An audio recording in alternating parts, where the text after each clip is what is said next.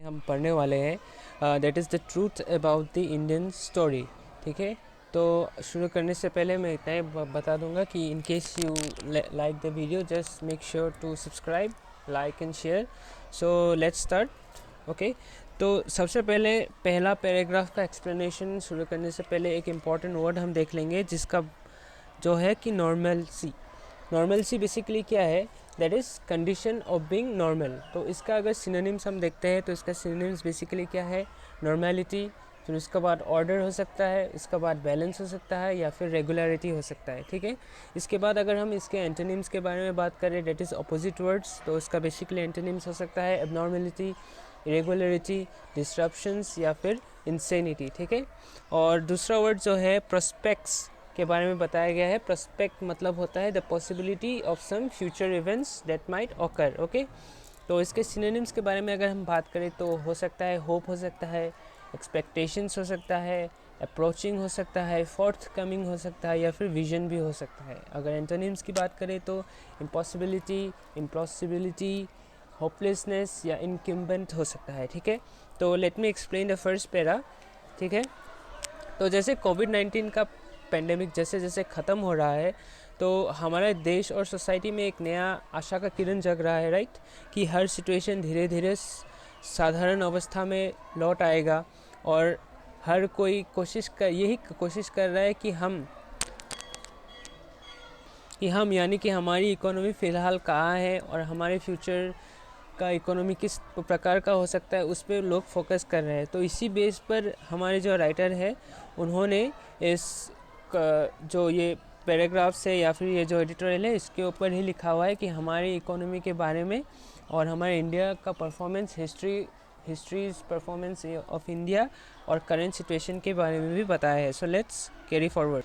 ठीक है, in case अगर हम नेक्स्ट वर्ड की तरफ देखें तो इस सेकेंड पैराग्राफ में पोलराइजिंग एक शब्द है। सो पोलराइजिंग बेसिकली मीन्स कि डिफरेंट लोगों का different opinions, that is opinions of different people. तो अगर हम इसका सिनोनिम्स देखें तो इसका सिनोनिम्स हो सकता है डिवाइड, सेपरेट, स्प्लिट या डेमार्केटिंग। ओके, इसका एंटोनिम्स अगर हम देखें तो यूनाइट, मर्जिंग, कनेक्टिंग या डिकॉन्सेंट्रेटिंग। ठीक है, तो अगर हम सेकेंड पैराग्राफ का और एक वर्ड देखें तो इसमें एक और वर्ड है डिसमेली। डिसमेली मतलब होता है something that is hopeless. Okay, तो सिनोनिम इसका अगर हम बात करें तो इसका सिनोनिम हो सकता है ग्लूमी, चेयरलेस, डिसमेल या फिर डेजोलेट। ठीक है, इसका एंटोनिम्स हो सकता है कॉन्फिडेंटली, जॉयफुल, ग्लैडली या फिर चेयरफुल। और एक वर्ड देखें तो ब्लेजिंग एक शब्द है, तो something that is outstanding. Okay, तो सिनोनिम इसका हो सकता है एब्लेज, स्मोल्डरिंग, ग्लो या फिर डेजल। तो सेकेंड पैराग्राफ में कुछ इस तरह से लिखा हुआ है कि अगर हम यहाँ अलग अलग लोगों की अलग अलग ओपिनियंस के बारे में बताया जा रहा है। कुछ का ओपिनियंस ये है कि हमारी इकोनॉमी इतनी अच्छी तरीके से परफॉर्म नहीं कर पा रही है, और कुछ दूसरे लोग ये कह रहे हैं that is the other sections of the society is telling कि हमारी इकोनॉमी जो है वो सफलता की तरफ प्रज्वलित हो रहा है। लेकिन अगर हम रियलिटी में देखें तो हमारा इंडियन रुपी जो है उसका परफॉर्मेंस थोड़ा ख़राब है।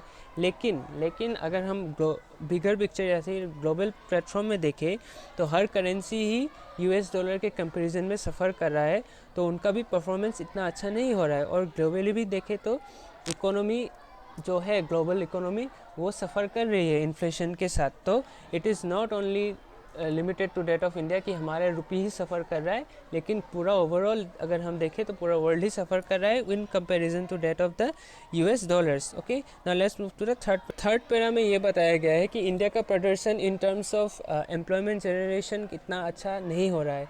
अक्टूबर महीने में हम देखें तो हमारा अनएम्प्लॉयमेंट जो रेट था वो 7.8% था। और सबसे चिंता का विषय ये है कि हमारे यूथ अनएम्प्लॉयमेंट यानी कि 15 से 24 साल के अंदर जो लोग काम ढूंढ रहे हैं लेकिन उन्हें किसी प्रकार का काम नहीं मिल रहा है, that is the age group between 15 to 24 years, उनका अनएम्प्लॉयमेंट परसेंटेज है 28.3%। As per the ILO, that is International Labour Organisation. इस कारण से इंडिया वेस्टर्न एशियन नेशंस का जो जैसे कि ईरान है, इजिप्ट है और एक्सेट्राज है, उनके श्रेणी में आ गया है जहां प्रॉपर एम्प्लॉयमेंट जनरेशन नहीं हो पा रहा है। ठीक है, उसके बाद अगर हम फोर्थ पैरा के बारे में बात करें, that is the fourth para. तो यहाँ बताया जा रहा है कि हमारा परफॉर्मेंस जो है, इंडिया का जो परफॉर्मेंस है इन terms of the growth rate, उसका परफॉर्मेंस एक मिक्स्ड टाइप का है कि कभी अच्छा और कभी थोड़ा ख़राब। ठीक है, अगर हम साल 2021-22 का बात करें, that is the financial year, अगर हम देखें तो हमारा जो ग्रोथ रेट था वो 8.7% था। लेकिन अगर हम 2020 और 21 का फाइनेंशियल ईयर देखें तो हमारा ग्रोथ रेट क्या था, -6.6%, जो हमारे देश को एकदम ही निचले श्रेणी यानी at the bottom half of the श्रेणी में ले आया था ग्लोबल चार्ट पे। ओके, अगर हम 2022 या 23 के बारे में बात करें तो आईएमएफ ने ये प्रिडिक्शन किया है कि हमारा ग्रोथ रेट 6.1% हो सकता है। और इसका दो कारण है। अगर हम टॉप के श्रेणी के बारे में बात करें, यानी that is the allied sections of the society, तो कुछ टॉप रैंकिंग कॉरपोरेशंस है, उनको काफ़ी भारी मुनाफा हो रहा है। वही ऑन दी अदर हैंड जो सेकेंड वही ऑन दी अदर हैंड हमारा अनएम्प्लॉयमेंट रेट जो है वो काफ़ी हाई है, जो for the rest of the population के लिए काफ़ी नेगेटिव है। ऑन दी वन साइड क्या है, पहला रीज़न में ये बताया गया है, एक साइड में ये है कि जो टॉप सोसाइटीज़ है, that is the companies, that is farms, not about the society, top that is top most जो है उनका परफॉर्मेंस, वेल्थ जनरेशन और उसके बाद प्रॉफिट काफ़ी अच्छा है। लेकिन in comparison to the lower that is the other sections, that is जैसे हम लोग हैं, मिडिल क्लास है या फिर उनसे निचले स्तर में है, तो उनका इतना भारी मुनाफा नहीं हो पा रहा है बिकॉज हमारा अनएम्प्लॉयमेंट रेट काफ़ी हाई है। ठीक है, जो काफ़ी एक नेगेटिव साइन है।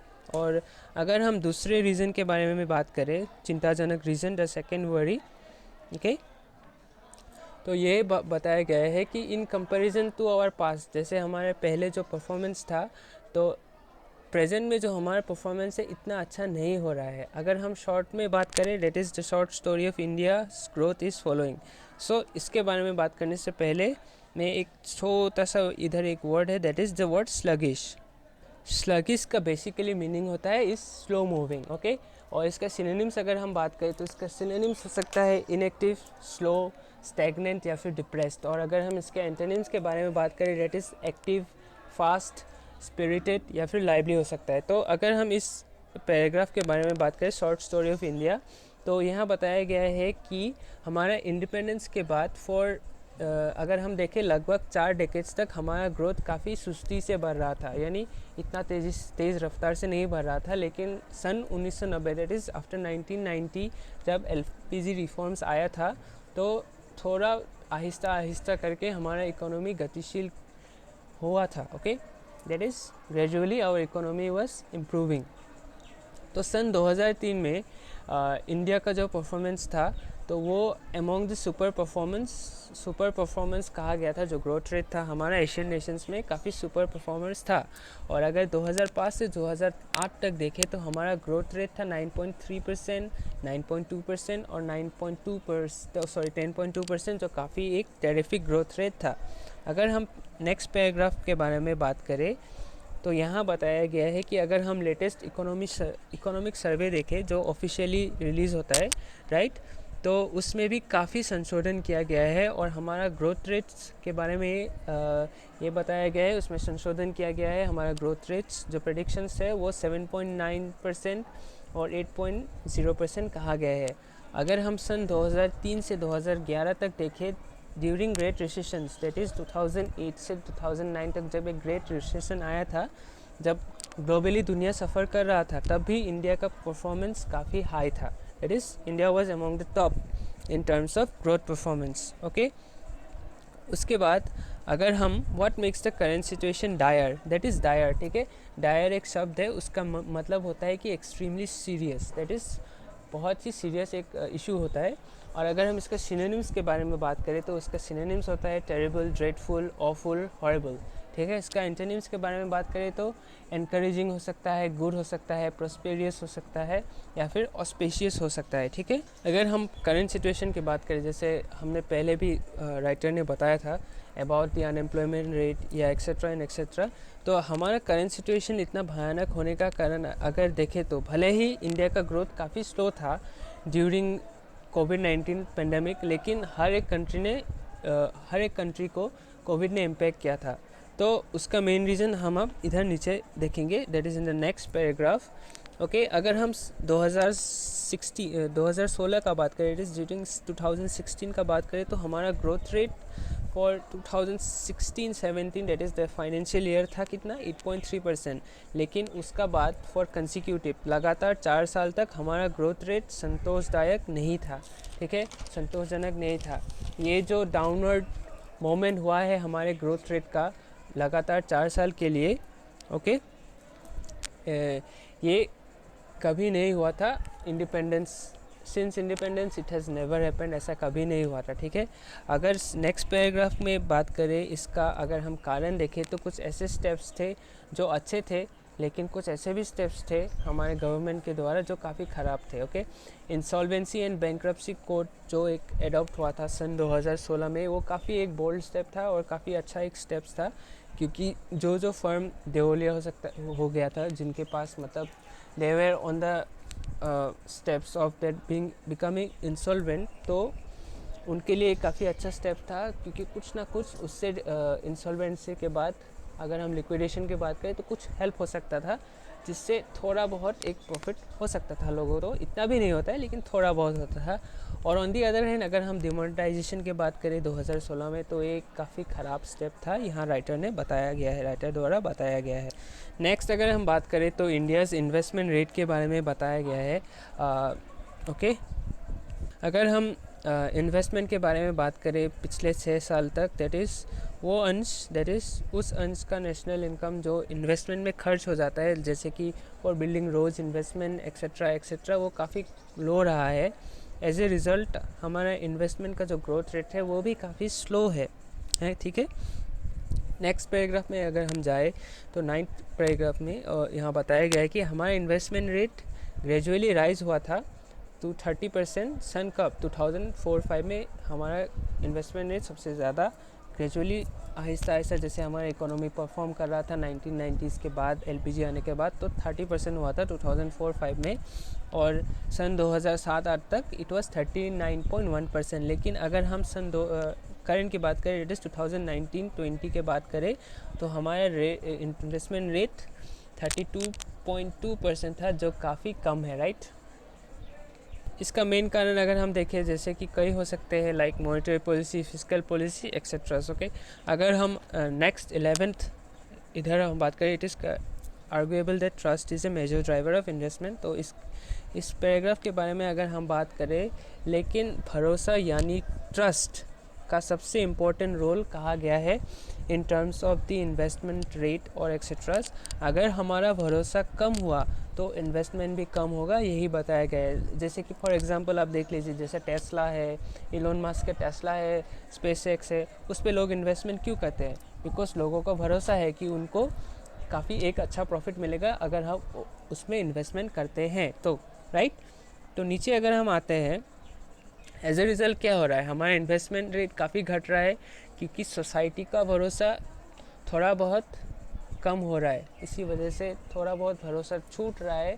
तो एज ए रिज़ल्ट हमारा इन्वेस्टमेंट रेट और ग्रोथ रेट भी काफ़ी कम होते जा रहा है। लेकिन अगर आप लास्ट लाइन में आएंगे, लास्ट पैराग्राफ में, तो यहाँ एक वर्ड है, डेट इज़ लैंग्विशिंग। तो लैंग्विशिंग मतलब होता है falling to make progress, okay, progress में फेल हो रहा है।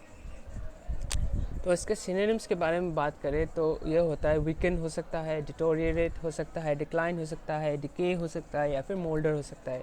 इसके एंटोनिम्स के बारे में अगर हम बात करें तो हो सकता है डेवलप, ग्रोथ, थ्राइव, या फिर फ्लरिश हो सकता है, ठीक है।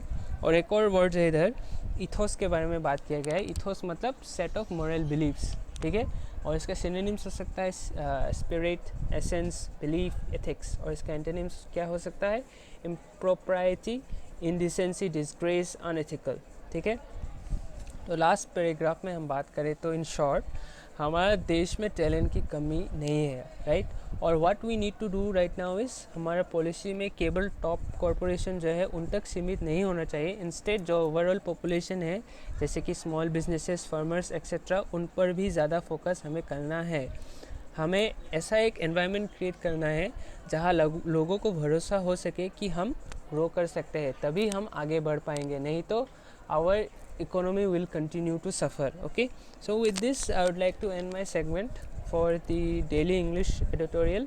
Thank you very much. And नीचे जो होगा मैं लिख दूँगा about all those meanings you will be getting in my Telegram channel. So I do hope you like it, and thank you very much.